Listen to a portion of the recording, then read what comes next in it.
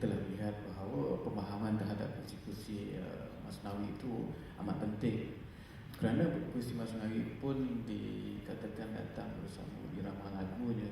Kalau tak silap saya, ada latar daripada irama klasik Asia Tengah seperti di wilayah Afghanistan, dan juga irama klasik Parsi pada masa itu. Jadi karya-karya ini memang telah dicipta, Masnawi telah dicipta. Pada asasnya adalah satu dedikasi kepada guru Jalaluddin Rumi, iaitu Musamuddin Chalabi. Walaupun guru spiritual yang paling awal pada Jalaluddin Rumi merupakan Syamsuddin At-Tabriz, yang ada satu buku yang didedikasikan khusus kepada Syamsuddin At-Tabriz. Tapi buku Masnawi ini didedikasikan kepada seorang guru keduanya, guru spiritual keduanya, guru rohanian keduanya, iaitu Musamuddin Chalabi. Jadi kita melihat sekarang kepada panel kedua yang dihormati, yang berbahagia Encik Muhammad Karim, Encik Muhammad Nisa Muhammad Ali, maaf saya, untuk menghayati integriti dalam Masnawi, ya. Kalau kita lihat pada karya Masnawi ini, Jalaluddin Rumi sendiri telah menempuh jalan yang begitu panjang dalam perjalanan kerohaniannya. Ia bermula daripada pendidikan keagamaannya dengan gurunya, dengan ayahnya sendiri yang menjadi gurunya. Bermakna dalam perjalanan kerohanian Jalaluddin Rumi, pada mulanya ia juga telah mengikut jalan-jalan syariah sebelum masuk kepada jalan-jalan tarikatnya. Jadi Jalaluddin Rumi dikatakan sebagai tokoh yang ideal, yang lengkap dalam mengintegrasikan antara syariat, hakikat, tarikat, hakikat dan makrifat. Jadi dilihat perjalanan kerohanian yang cukup panjang dalam melengkapkan perjalanan syariatnya, tarikat dan hakikat serta makrifat ini. Kita lihat mungkin di sinilah Encik Muhammad Nizam dapat melihat bagaimana konsep integriti dalam karya ini dapat dilihat untuk kita pada dewasa ini. Wahai gembala, kau nan luas telah merantau, menikmat puspa nan mekar, melihat 1000 kauthar. Sebanyak negeri kau singgah, di mana tempat terindah? Tahukah di mana semesta alam berpunca, indah damai tak berberi, tiada iklim menandingi. Di mana kekasih ada, di situ tempat terpuja. Meskipun lamannya sempit, ku rasa seluas langit. Jejak kekasih di tanah, ku anggap tempat bertuah. Walaupun tanahnya hampa, di situ tempat bertapa. Denganmu, walau di hutan rimba, di padang pasir panas menyala, laksana Firdaus, nikmat ku anggap ke tebing Kautsar, jasad inayat. Gelap hidupku dalam penjara, asalkan kau di situ ada. Menjadi taman peri wajahmu, semerbak mawar negara baru.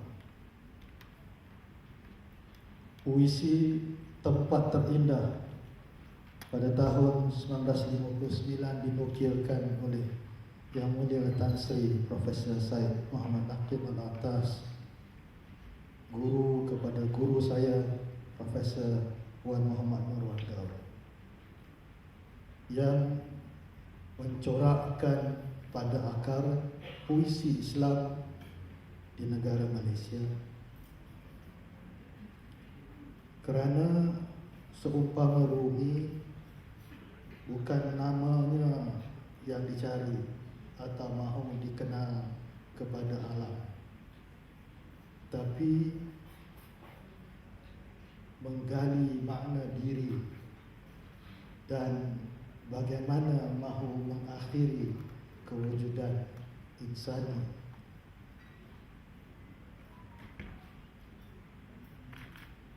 Kalau kita mahu mencari integriti dalam Rumi, kita takkan menjumpai. Kerana Rumi bukan menulis tentang integriti. Bahkan Rumi menghidupi dirinya sendiri.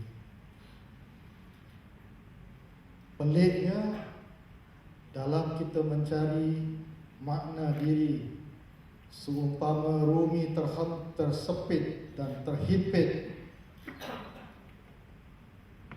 di perjuangan ayahandanya yang dinoda oleh penguasa zalim dan pengkhianatan anaknya yang membunuh kekasih pertama dan utama, Syams, yang bagai mentari bagi jiwanya yang kelam dan gelap, mencari apa makna diri dalam seluruh kitab yang diajarinya pada anak-anak muridnya tatkala itu. Meronta jiwa Rumi, siapa aku dan apa sudahnya nasibku? Dua soalan yang begitu rahasia yang tak boleh kita temukan syarahnya, jauh sekali hendak diinstitusikan seumpama yang cuba dibuat oleh pemuka negara sebelum pemerintahan semasa.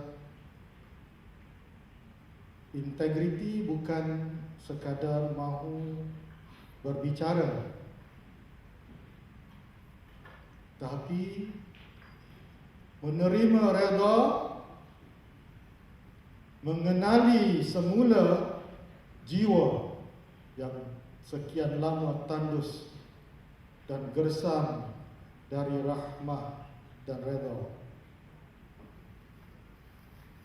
Pepatah Arab banyak mengingatkan al-ilm fi sudur, la fi sutur. Ilmu di dalam dada, bukan di atas tinta kertas biasa. Demikian bagi saya tatkala diingatkan oleh saudara Dr. Anis untuk mewakili institusi pada pagi ini. Bukan kita melagukan baik kata Rumi, tapi bolehkah kita menyucikan jiwa agar dapat menangkap cahaya yang terbias dari cerminan jiwa yang kian lama kabut dan kabur. Walaupun Syams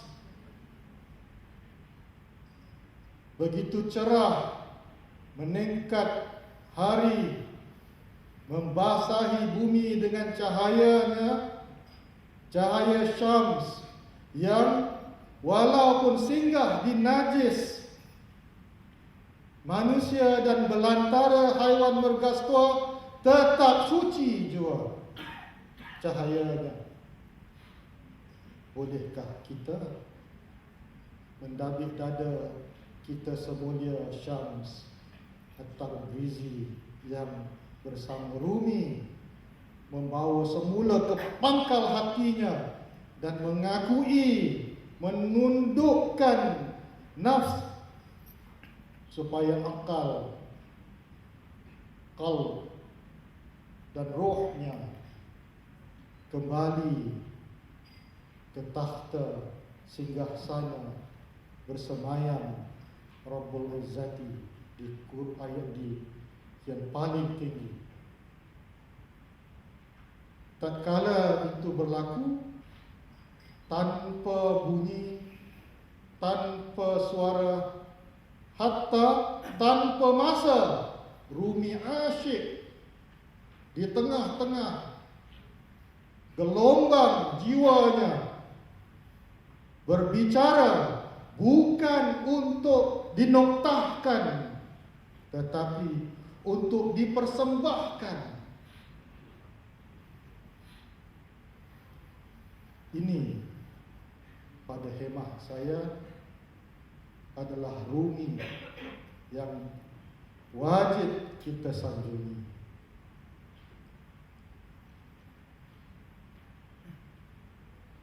Akhirnya umpama maujud kita bukan untuk dianggungkan ciptaan dan nama kita. Bak Rumi menyebut tentang mawar dan seruling bambu, tapi bukan sekadar melodi dan lagu yang meruntun pangkal jiwa, bahkan yang lebih mendasar adalah kepedihan hati yang buta, yang terpaksa dicopot dari pangkal maujud kita. Tatkala Ruhul Qudus menghidupkan lumpur hitam menjadi manusia yang kemudian dimartabat melebihi makhluk sekalian ada atas ilmu segala nama. Demikian kita bertemu semula integriti bukan pada kata atau istilah biasa, tapi pada insaf, tunduk, robah. Bak kata Rumi, itulah titik pemula bagi kembara ruhi yang mengasyikkan bagi sesiapa jua yang dianugerahi